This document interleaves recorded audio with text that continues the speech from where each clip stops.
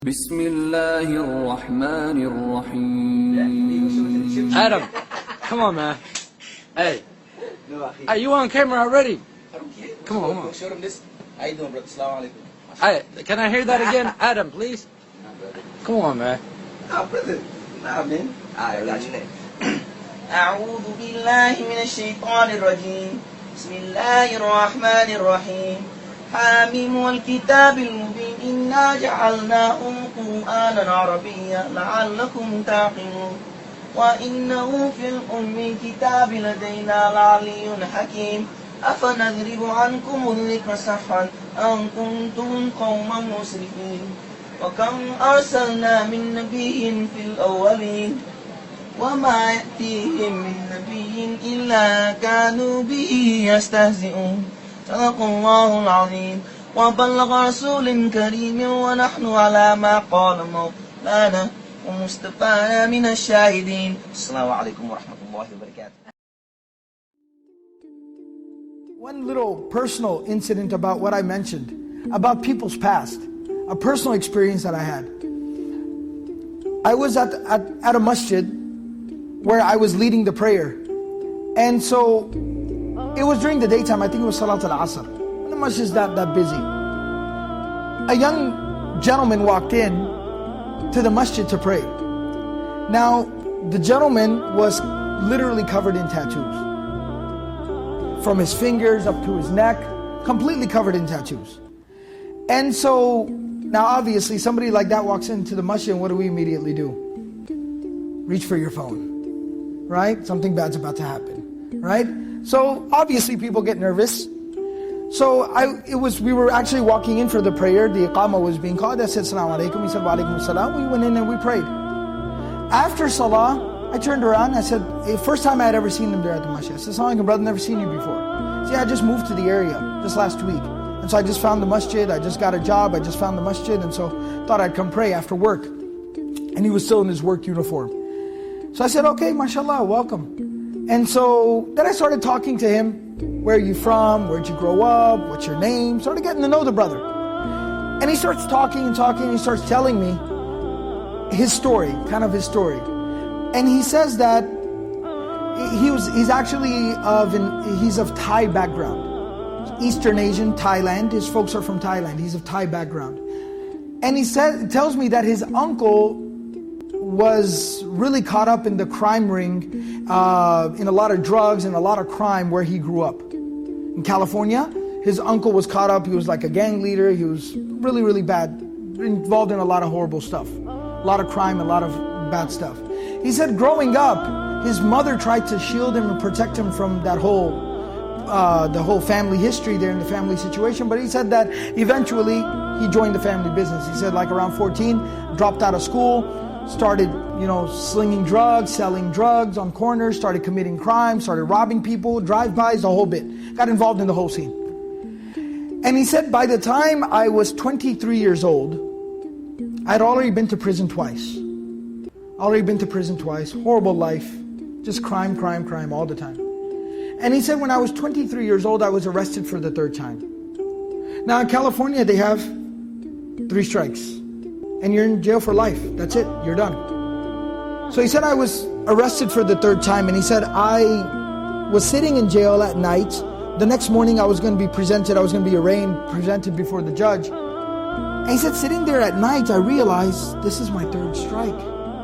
And he said at that moment it finally hit me, my life is over. My life is over. I'm 23 and my life is over. And he said at that moment it just sunk in. Because when you're caught up in that whole lifestyle, you don't think. He said it sunk in and it hit me, my life's over. So he said at that moment, I just couldn't help myself. He said in my cell, I fell into sujood. I did sajda. I put my face on the ground. He said it was the first time in nearly 10 years that I had done sajda. The last time I had done sajda was 10 years ago when I went to the masjid with my mom. Since then I hadn't even done sajda, I hadn't prayed for 10 years. He said I did sajda, and at that moment, life changed. He said I cried all night long. And I made dua to Allah, and I said, oh Allah, I realize what I've done with my life. Give me another chance, another opportunity. I'll change my ways. And I will totally change my ways. And he said, at that moment, I felt like I needed to make an intention. What am I going to do? Allah, if you save me from this moment, what will I do with my life? And he said, I remember when I was a child, my mom always had one wish. And that was I would become a hafiz of Qur'an. She said, oh, your grandfather was a hafiz, but your uncle went bad, and everybody in your family didn't follow in your grandfather's footsteps. I want you to be a hafiz and revive that tradition that your grandfather had. Be a hafiz of Qur'an. And he said, I remembered that at that moment, because I'm thinking about Allah, I'm thinking about my mother and how much I hurt her. So I decided, I said, oh Allah, if I'm able to get out of here, I am going to go and become a hafiz of Qur'an. I'm going to memorize Qur'an. He said when he's presented before the judge the next day, he said the judge looks at the file, looks at me, my mom sitting in the back of the courtroom crying her eyes out. I'm a young man. He said, judge looked at the file, closes the file, says stand up. He says, if I was to let you go right now, what would you do? And he said, it's funny you asked me that because last night I had a change of heart. I repented. And I'm going to change my life. And I'm going to go and I'm going to study my religion and study the Qur'an, the book of Allah. And I'm going to commit myself to being a good person. So the judge said, all right, charges, case dismissed, get out of here, be on your way. He said, I walked out of the courtroom, my mom is crying, can't believe that this happened. He said, I asked her, Mom, how much money you got in your pocket? How much money you got in your purse? She pulled out 40, 50 bucks. My uncles were there. Give me whatever cash you got. He said, I got about a couple of $100. I said, somebody drive me to the bus stop right now.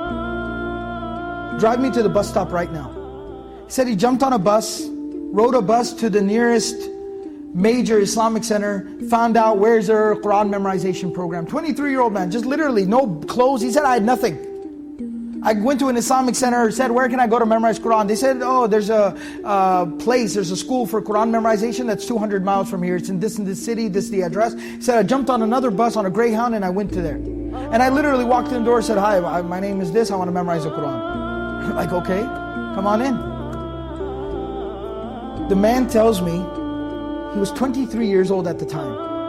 He memorized the entire Qur'an. This young man didn't even know how to read alif, ba, ta, tha. He started from scratch. He memorized the entire Qur'an cover to cover in 8 months. 8 months he memorized the entire Qur'an. I've had him lead prayer. I've heard him read. Beautiful recitation. Knows his Qur'an. And today, years later, a husband and a father. And his children, when you see his children, the adab, the character that they have, he himself personally is making his children memorize Qur'an. Amazing. People's past and what they can become.